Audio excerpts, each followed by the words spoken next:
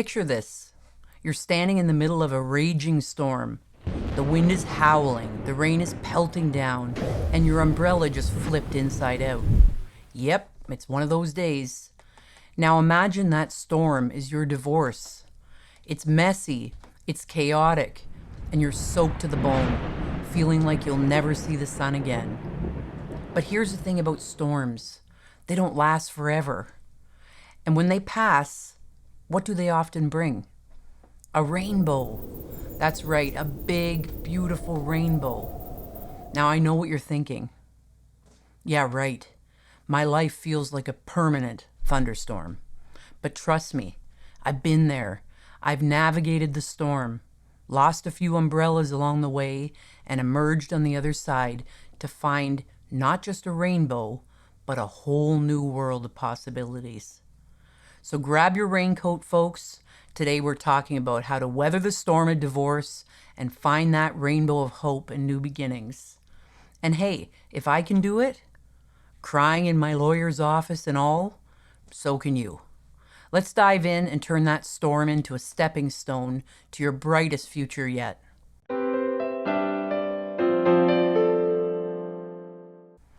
I want to share a personal story with you.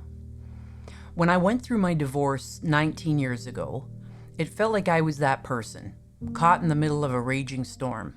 The wind was howling, rain was pelting down, and I was soaked to the bone. I was cold.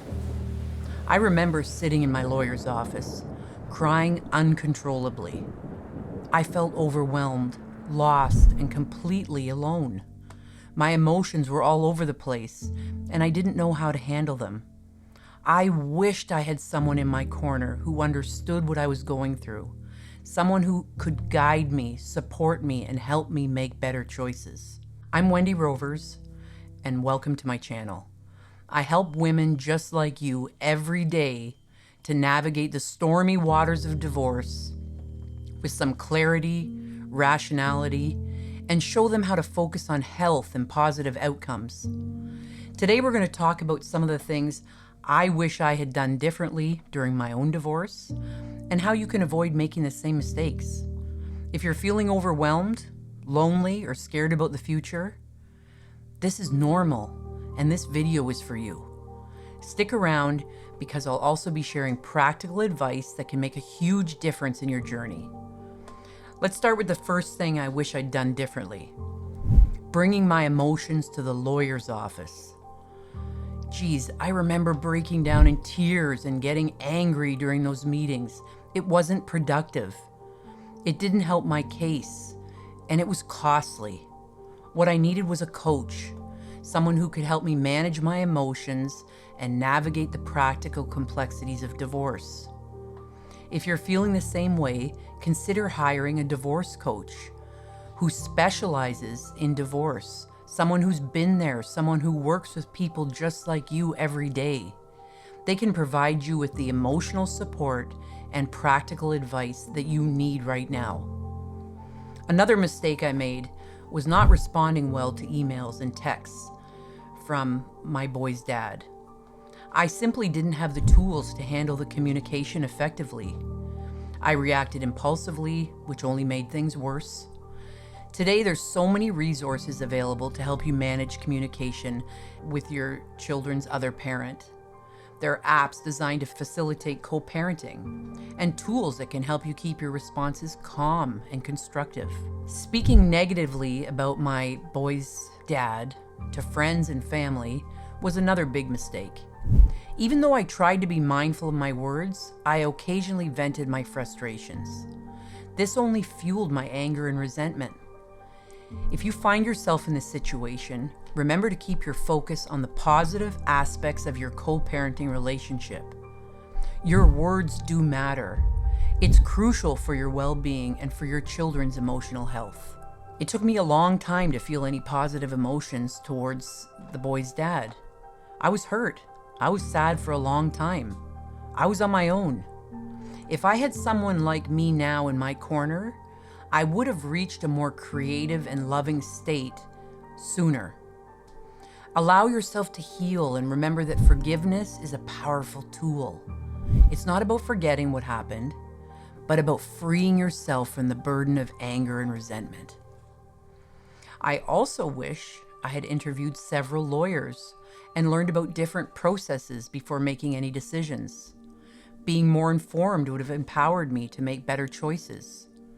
If you're in the early stages of divorce, take the time to consult with multiple professionals. Understand your options and choose the ones that best suit your needs. Find a financial expert right away. That's another thing I should have done.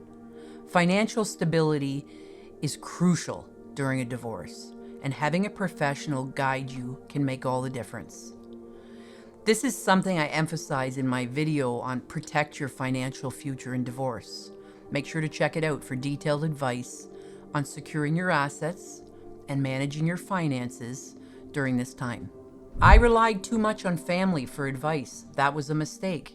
While they loved me, they didn't have the expertise I needed. It's important to seek advice from professionals who have experience in divorce.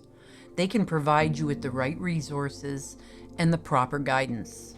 I was incredibly hard on myself because I grew up believing in marriage to one person forever.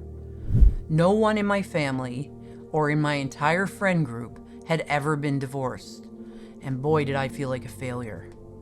If you're feeling the same way, remember that a failed marriage does not define you. You are so much more than that. Some of the things that did work for me though, I spent 4 years on my own, focusing on taking care of myself and my boys. I did not date. I read a lot of books, did a lot of self-reflection, generated a lot of self-awareness, and tried to understand where I had gone wrong in my relationship. I was flexible with their dad, agreeing to his requests whenever possible. This helped maintain a peaceful co-parenting relationship. I deleted all emails and texts shortly after our divorce was finalized. I found that reading and rereading them was a waste of time and energy. It helped me move on and focus on the present and future instead of dwelling on the past. I spent years checking in with my boys every day, keeping the lines of communication open. I wanted them to grow up believing in love, happiness, and joy.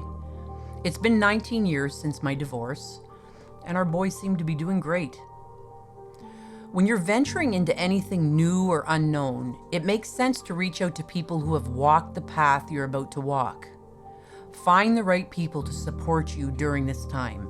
Remember to watch my video on navigating divorce, prioritize self-reflection, resilience, and personal growth for more tips on how to thrive during and after your divorce.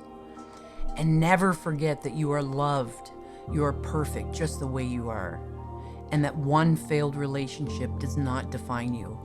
You are so much more than that. You are strong, resilient, and capable of creating a beautiful future for yourself and for your children, for your family. As we wrap up, remember this: every storm eventually runs out of rain, and your storm will too. The chaos and pain of divorce might feel endless, but just beyond the clouds is your rainbow, a sign of hope, renewal, and a bright future. Embrace the journey. Learn, grow, lean on those who can guide you, and believe in your strength to weather this storm. You've got this, and I'm here to help you find that rainbow. If you found this video helpful, please like, subscribe, and check out my other videos for more advice and support. Together we can navigate this journey and come out stronger on the other side. Thank you for watching, and I'll see you in the next video. Also, don't forget to watch my video on the Create Your Life model to learn how to transform your life post-divorce by reshaping your thoughts, embracing positivity, and taking intentional actions. Also, check out my video on taking control of your finances for empowering advice on making informed decisions and boosting your confidence and independence. You've got this, and I'm here with you every step of the way.